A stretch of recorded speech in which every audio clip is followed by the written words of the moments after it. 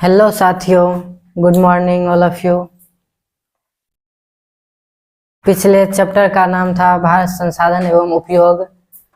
तो संसाधन इसका बहुत प्रकार है, लेकिन आज जो है संसाधन बहुत सारा प्रकार है, लेकिन संसाधन एक हो गया प्राकृतिक और एक हो गया मानव निर्मित संसाधन। तो आज हम लोग प्राकृतिक संसाधन के बारे में विस्तार पूर्वक आज जानेंगे। संसाधन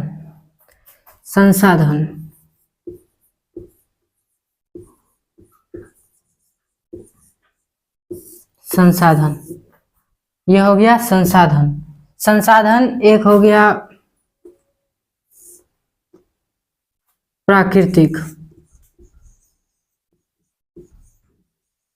प्राकृतिक और एक हो गया मानव निर्मित।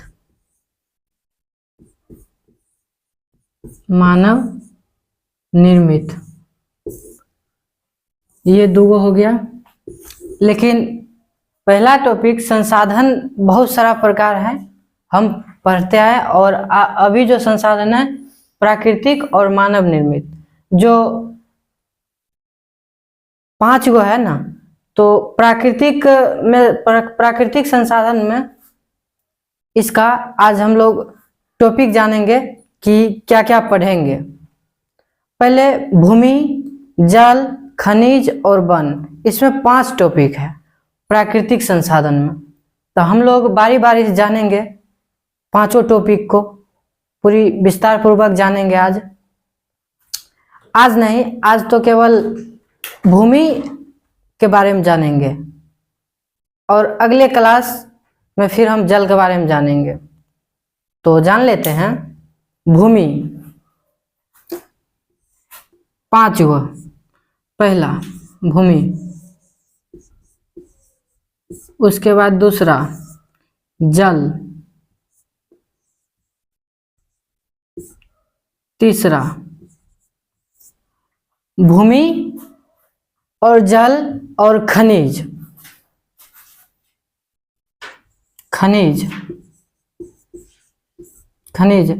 और चौथा वन।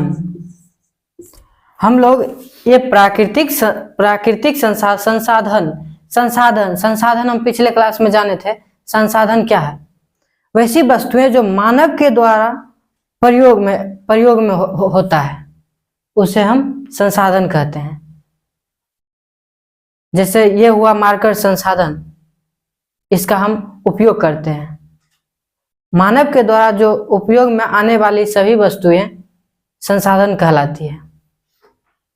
तो प्राकृतिक संसाधन में आज हम लोग जानेंगे कि एक हो गई भूमि संसाधन, जल संसाधन, खनिज संसाधन और वन संसाधन। ये हो गई हमारी टॉपिक हो गई। तो बारी बारी जानेंगे। आज जानेंगे भूमि संसाधन के बारे में। आज जानेंगे पहला भूमि संसाधन के बारे में, जो कि हम ऊपर में दर्शाए हैं। भूमि संसाधन ऊपर में दर्शाए हैं, भूमि संसाधन, जो आज हम भूमि संसाधन के बारे में जानेंगे। चलिए जानते हैं।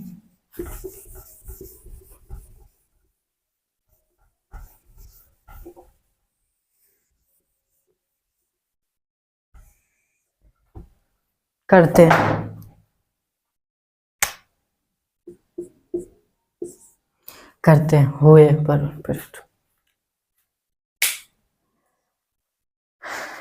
भूमि संसाधन क्या होता है? भूमि संसाधन भूमि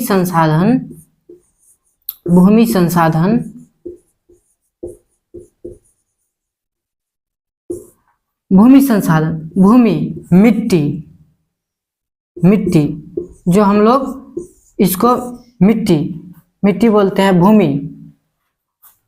ये हो गई प्राकृतिक संसाधन। सब भूमि संसाधन ये प्राकृतिक संसाधन हो गई। मिट्टी। भूमि संसाधन में क्या होता है? भूमि मतलब पृथ्वी पर ये भूमि जब नहीं रहेगी तो हम लोग का जीवन संभव नहीं है, क्योंकि भूमि पर ही हम लोग हैं, घर बना के बसते हैं भूमि पर ही। भूमि का बहुत सारा प्रयोग है। भूमि अगर नहीं है तो हम लोग भी नहीं है। इसीलिए एक ये महत्वपूर्ण है, ये भूमि मानव जीवन के लिए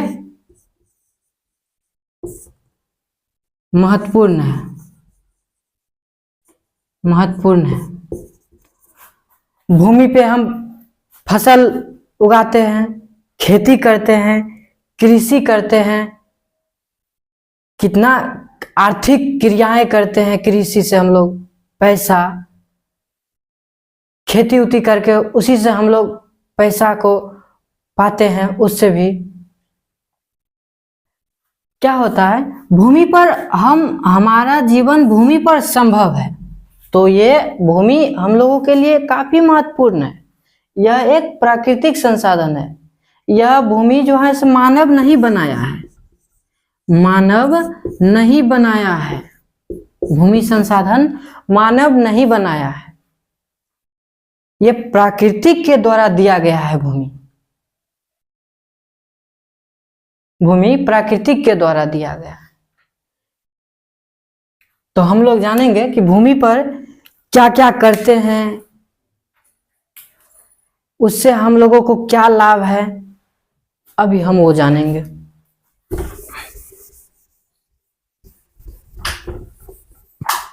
देखते हैं। भूमि एक प्राकृतिक संसाधन है। भूमि एक प्राकृतिक संसाधन है। भूमि एक प्राकृतिक संसाधन है। यह मानव के द्वारा नहीं बनाया गया है, यह प्राकृतिक के द्वारा दिया गया है। भूमि एक प्राकृतिक संसाधन है। और इस पे कृषि का मतलब हुआ इस पे खेती। भूमि पे ही खेती ना करते हैं, खेती करते हैं भूमि पे। अगर भूमि नहीं रहा तो फिर हम खेती नहीं कर पाएंगे, और खेती नहीं होगा तो हम लोग भूखे रहेंगे। खेती करके ही ना हम लोग अनाज उगाते हैं, भूमि पर नहीं उगाते हैं। अगर भूमि नहीं रहा तो फिर हम लोगों को जीवन संभव नहीं है। खेती से पैसा, आर्थिक क्रियाएं हमें इससे प्राप्त होती है, पैसाएं प्राप्त होती है। क्या होता है, खेती करते हैं, अन्न उपजाते हैं। इससे भूमि काफी महत्वपूर्ण है हम लोगों के लिए। भूमि नहीं रहा तो हम लोग कहां से, पहले तो भूमि है, ये प्राकृतिक के द्वारा दिया गया है, ये प्राकृतिक के द्वारा दिया गया है। तो देखिए कृषि, इस पे कृषि उपजाते हैं, कृषि मतलब खेती करते हैं। वानिकी का मतलब होता है, वानिकी का होता है बगीचा। वानिकी का मतलब होता है बगीचा।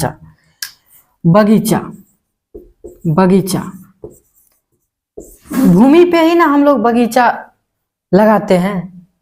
तो काफी हम लोगों के लिए ये काफी महत्वपूर्ण है भूमि। इस पे बगीचा, उसके बाद देखते हैं पशुचारण, जो हम लोगों के पशु को चराते हैं। पशु को जो चारा मिलता है कहाँ से मिलता है, भूमि से। भूमि से ना कुछ भी छोटे छोटे पौधा विकसित होता है। तो पशुचारण, पशु को चराते हैं भूमि पे ही नहीं रह के, कि बिना भूमि के ही हम करते हैं ये सब काम, नहीं। इसीलिए हमारे ये भूमिका काफी महत्वपूर्ण है ये हमारे लिए।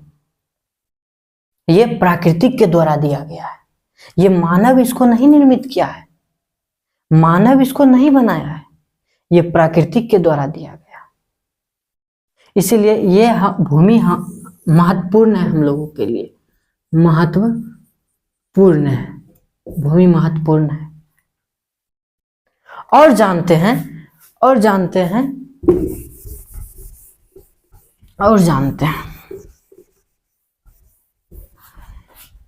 पशुचारण देख लिए। अब देखिए मत्स्य। ये मत्स्य का मतलब होता है मछली।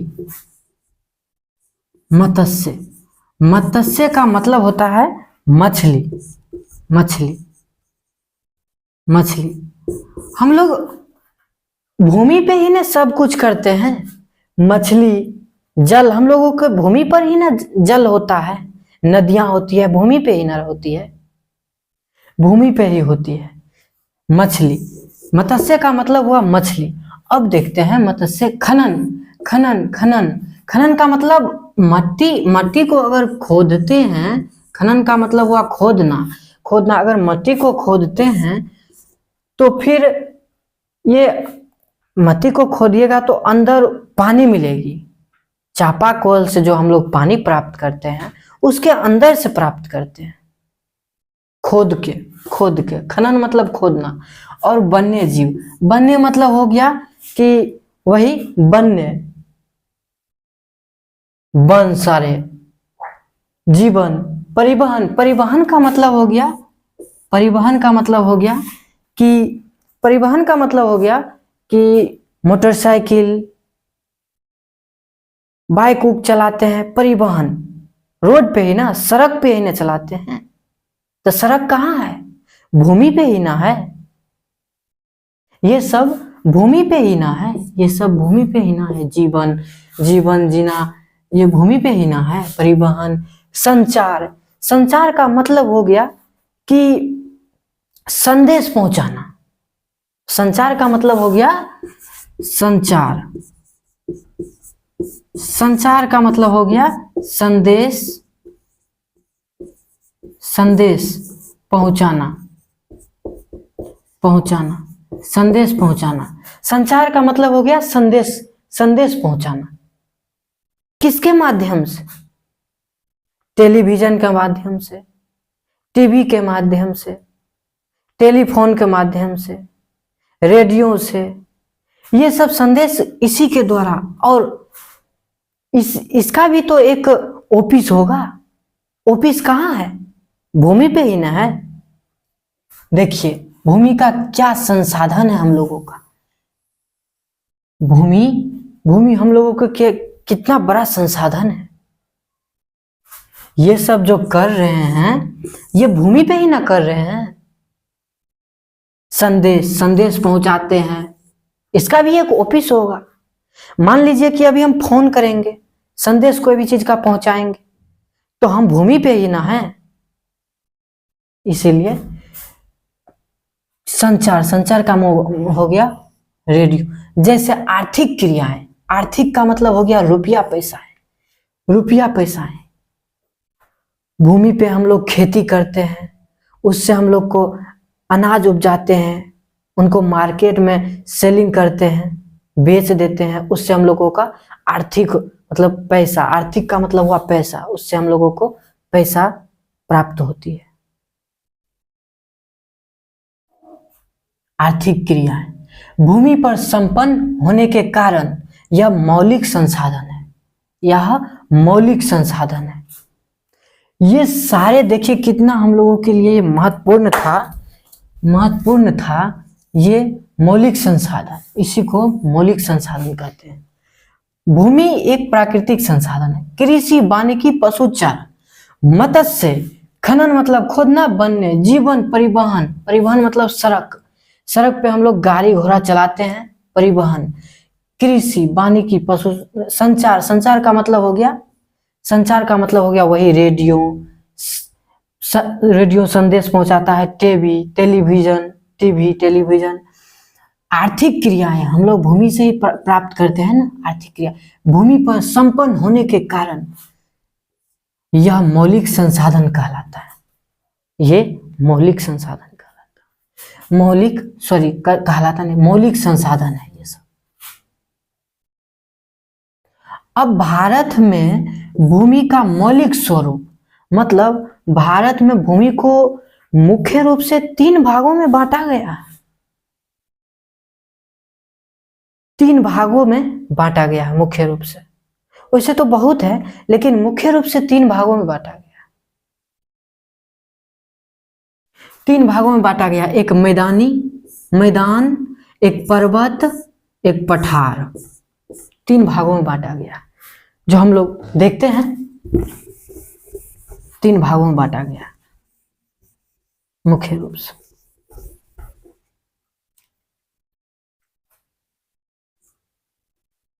विकास 3 भागों में बांटा गया।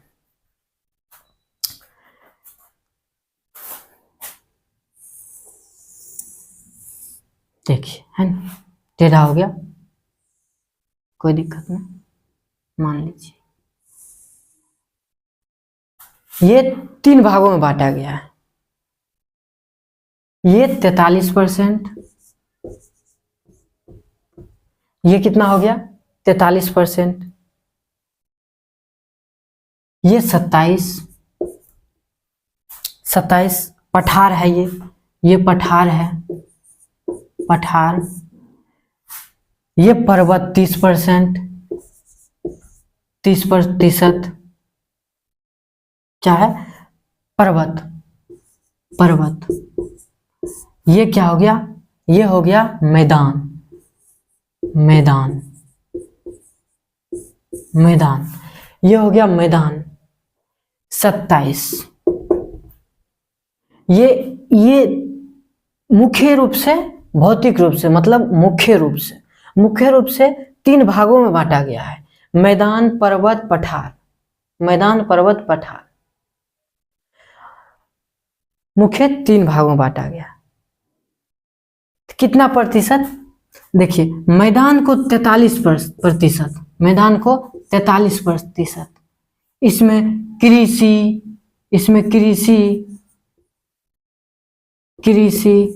उद्योग, कृषि उद्योग। अब पर्वत में नदियों का प्रवाह, नदियों का हरदम प्रवाह होते रहता है, नदियों का प्रवाह। पर्वत से ही नदियों वहां से गुजरती है, प्रवाह होती है। यहाँ पे लोगों ने वहां पे घूमने के लिए जाते हैं पर्वत पे। ये नदियों का प्रवाह कितना प्रतिशत, 30%, 30%। अब ये तीनों को अगर जोड़ते हैं तो ये 100% हो जाता है। मुख्य भौतिक रूप से, मतलब मुख्य रूप से 3 भागों में भारत में भूमि को 3 भागों में बांटा गया है। मुख्य रूप से 3, पठार, पर्वत, मैदान। मैदान में हो गया कृषि उद्योग, पर्वत में नदियों का प्रवाह, पठार में खनिज, पठार में क्या होता है, खनिज,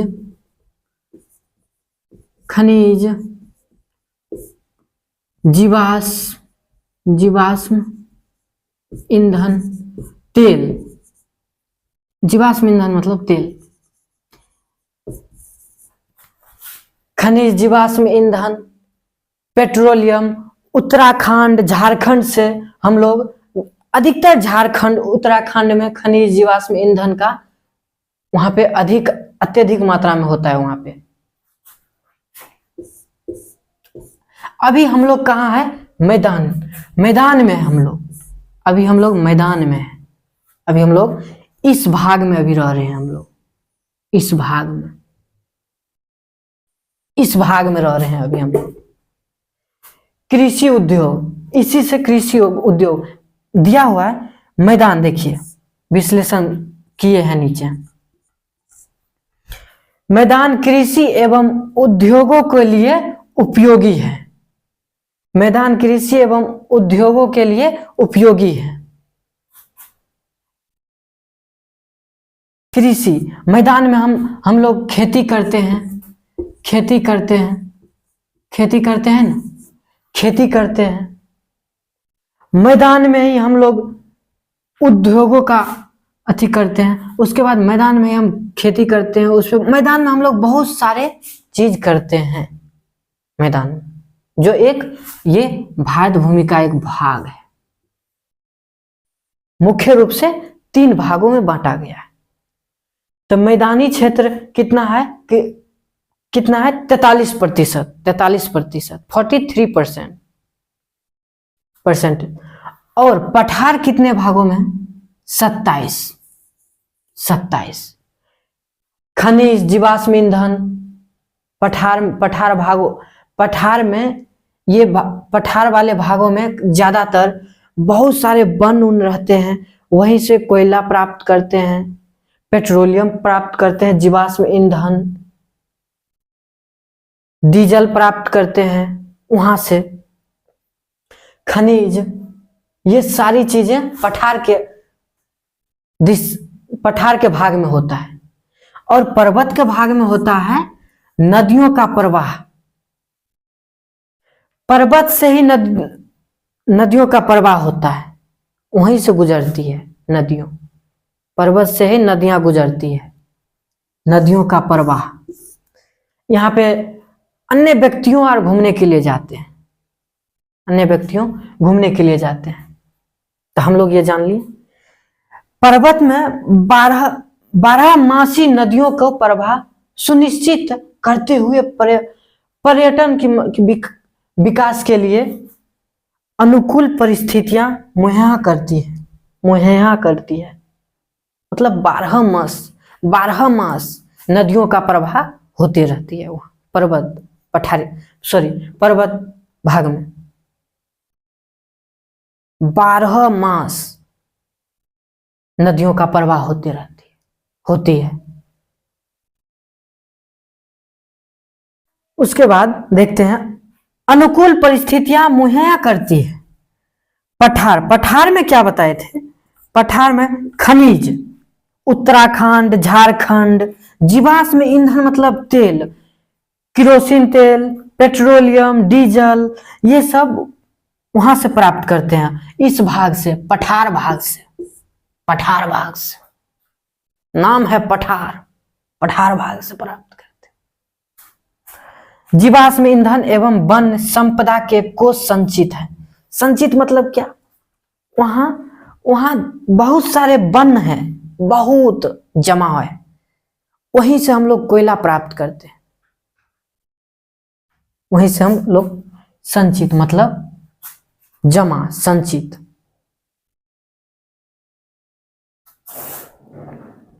हम लोग ये जान लिए इसके बारे में अच्छे तरीके से विश्लेषण के साथ। अब हम लोग देखते हैं इस टॉपिक को, मृदा।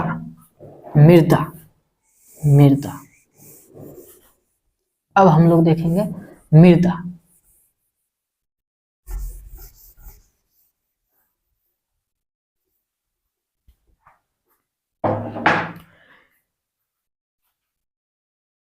मृदा असंगठित पदार्थों से निर्मित पृथ्वी की सबसे ऊपरी पतली परत मृदा कहलाती है। पृथ्वी की सबसे ऊपरी परत मृदा कहलाती है। अगर उसके अंदर आप जा रहे हैं तो उसके अंदर से आपको पानी मिलेगी, हम लोग उसको खोद कर चापाकल के द्वारा पानी उससे हम लोग प्राप्त करते हैं अगर उसके अंदर जाते हैं तो। इसीलिए पृथ्वी के पतली ऊपरी परत को मृदा कहा जाता है, ऊपरी परत को मृदा कहा जाता है। क्या है? असंगठित का मतलब हुआ कि बहुत सारे चीजों से मिलकर मृदा का निर्माण हुआ है, बहुत सारे चीजों से मिलकर मृदा का निर्माण हुआ है। असंगठित, संगठित नहीं, संग्रह नहीं, अ लग गया ना, असंगठित बहुत सारे चीजों से मिलकर हम लोगों का पदार्थों से निर्मित पृथ्वी की सबसे ऊपरी पतली परत मृदा कहलाती है। मतलब आप आसान भाषा में मृदा का परिभाषित कर सकते हैं। पृथ्वी की सबसे पतली ऊपरी परत को मृदा कहते हैं, ऊपरी परत को मृदा कहते हैं। अब इसका निर्माण कैसे हुआ वो हम लोग जानेंगे। इसका निर्माण कैसे हुआ, मृदा का निर्माण कैसे हुआ, मृदा का निर्माण देखेंगे, मृदा का निर्माण, मृदा का निर्माण देखेंगे। किस चीजों से होता है मृदा का निर्माण? असंगठित यहां बता रहा है, मतलब बहुत सारे चीजों से निर्मित मृदा का निर्माण होगा। अब मृदा का परिभाषित सरल भाषा में कीजिए कि पृथ्वी के पतली ऊपरी परत को मृदा कहते हैं। देखिए अब बताते हैं, चट्टानों के टूटने फूटने तथा भौतिक, चट्टानों के टूटने फूटने तथा भौतिक, रासायनिक, जैविक परिवर्तन से मृदा का निर्माण होता है। चट्टानों का मतलब क्या? बहुत सारे पत्थरों टूटने फूटने, बहुत सारे पत्थरों टूटने फूटने, उसके बाद तथा भौतिक और रासायनिक जैविक परिवर्तन से मृदा का निर्माण होता है। जैविक परिवर्तन से मृदा का निर्माण होता है। जैविक परिवर्तन से मृदा का निर्माण होता है। हम लोग जान लिया कि मृदा का निर्माण कैसे होता है। चट्टानों के टूटने फूटने तथा भौतिक, रासायनिक और जैविक परिवर्तन से मृदा का निर्माण होता है। मतलब क्या? चट्टानों मतलब पत्थर उत्थर टूटने फूटने, बहुत सारे चीजों से मृदा का निर्माण होता है। बहुत यहीं से प्रदर्शित हो रहा है कि भौतिक, रासायनिक और जैविक परिवर्तन से मृदा का निर्माण होता है।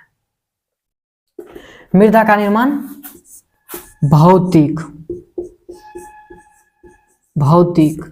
रासायनिक,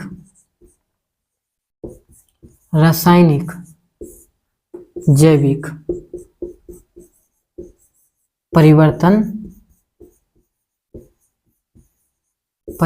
से मृदा का निर्माण होता है। परिवर्तन से मृदा का निर्माण होता है। और बहुत सारे पत्थर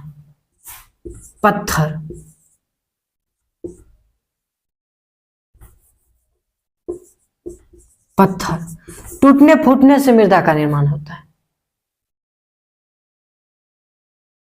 मान लीजिए हम लोग ईंट बनाए तो उसको पकाए और फिर वो अगर काम नहीं आवे, अगर उसको हम मिला देते हैं मिट्टी में, तो वो भी मिट्टी में संघनित हो जाता है, संगठित हो जाता है, मिल जाता है। चिपटा, खपटा, ये सब जो है ना, बहुत सारे मतलब नहीं यहाँ प्रदर्शित है। चट्टानों के टूटने फूटने से, पत्थर, ईटा, बहुत सारी चीज, खपटा, ये सब चीज से टूटने फूटने से मृदा का निर्माण होता है। अब जानेंगे कि मृदा परितंत्र का एक महत्वपूर्ण घटक है। पर्यावरण के चारों ओर एक महत्वपूर्ण घटक है। पर्यावरण के चारों ओर, परितंत्र का मतलब वही होता है, पर्यावरण के चारों ओर। और हाँ, मृदा नवीकरणीय प्राकृतिक संसाधन है। मृदा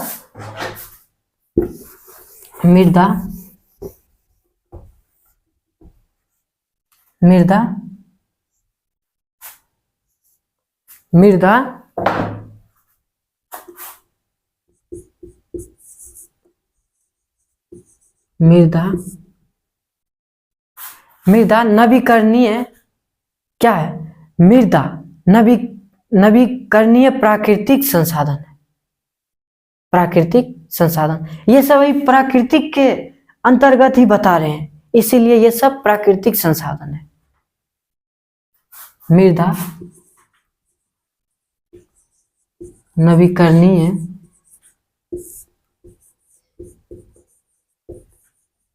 प्राकृतिक संसाधन है। मृदा को हम लोग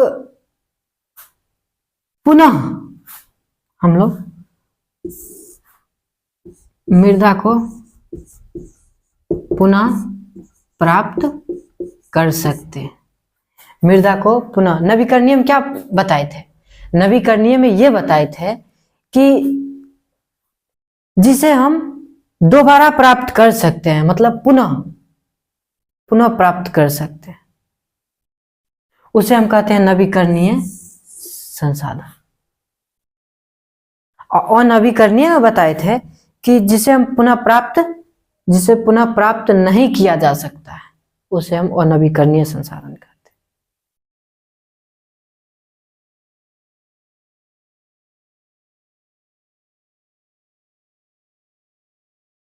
हाँ, ये बता दिए,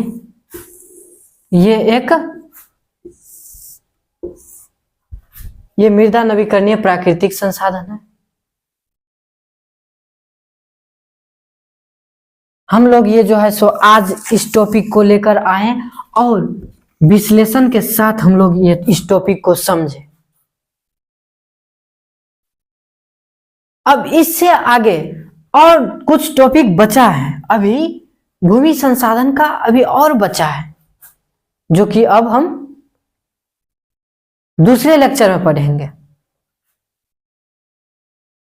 हम लोग भूमि संसाधन के बारे में जान लिए हैं। भूमि एक प्राकृतिक संसाधन है। कृषि वानिकी, कृषि खेती उती करते हैं, वानिकी मतलब बगीचा उगीचा लगाते हैं, वहां पे पशु चारण करवाते हैं, मत्स्य मछली रहता है, भूमि पे ही रहता है, खनन खोदते हैं, वन्य जीवन, परिवहन, ये सब यह मौलिक संसाधन है। भारत में भूमि मुख्य रूप से 3 भागों में बांटा गया है, जो मैदान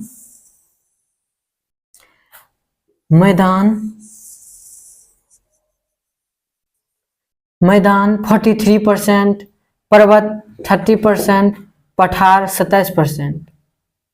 मैदान में कृषि, उद्योग निर्माण कराया जाता है, और पर्वत यह इसमें 12 मास नदियों का प्रवाह होता है, 12 मास होता है। जैसे नहीं बोलते हैं कोई आम हो चाहे कुछ भी हो, नहीं बोलता है कि 12 मास मतलब 12 महीना ई फड़े छे, 12 महीना है छे, तो इसीलिए इसको हम 12 मास कहते हैं। मतलब यहाँ पे पर्वत पे 12 मास नदियों का प्रवाह होती है, पर्वत से गुजरती है। और पठार में क्या होता है कि इसमें पठार में खनिज, जीवाश्म ईंधन, ये उस भाग में जीवाश्म ईंधन उत्तराखंड, झारखंड में ये सब बहुत रहती है, वहां पे बहुत वन्य होती है, जिससे हम लोग कोयला वहां से प्राप्त करते हैं, बहुत सारे चीजें वहां से प्राप्त करते हैं। हम लोग आज अच्छे तरीके से समझे इस टॉपिक को, और इससे आगे हम लोग अगले क्लास कल देखेंगे। अगर ये समझ में आ गया होगा तो कमेंट में आप लोग जरूर लिखिएगा, और इस चैनल को सब्सक्राइब जरूर कर लीजिएगा। इस चैनल को सब्सक्राइब करना नहीं भूलिएगा। दिव्यांत एजुकेशन, दिव्यांत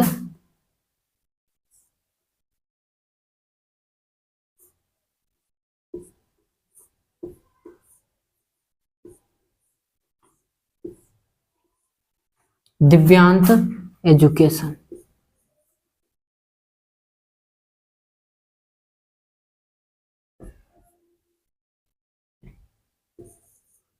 दिव्यांत एजुकेशन, इसे आप लोग सब्सक्राइब कर लीजिएगा। अगर पहली बार इस वीडियो को आप देख रहे हैं तो, और नहीं तो अगर किए हैं तो संसाधन के बारे में 5 लेक्चर दिए हुए हैं वीडियो में, आप लोग उस वीडियो को जरूर देखिएगा। काफी आसान भाषा में समझाए हैं, काफी आसान भाषा में परिभाषित किए हैं, इसीलिए आप लोगों को बोल रहे हैं। तो आज का टॉपिक हमारा यहीं तक रहा है। जय हिंद साथियों, फिर अगले क्लास में आप लोगों को मिलते हैं, आप लोगों के साथ फिर से अगले क्लास में आते हैं और ऐसा ही समझाएंगे और ऐसा ही आसान तरीका से पूरी तरह से निचोड़ देंगे। लिखने से नहीं, केवल देखने से याद होगा। आप बोलिएगा लिखेंगे नहीं, आप वीडियो देख के आपको याद हो जाएगा, एक एक टॉपिक याद होगा।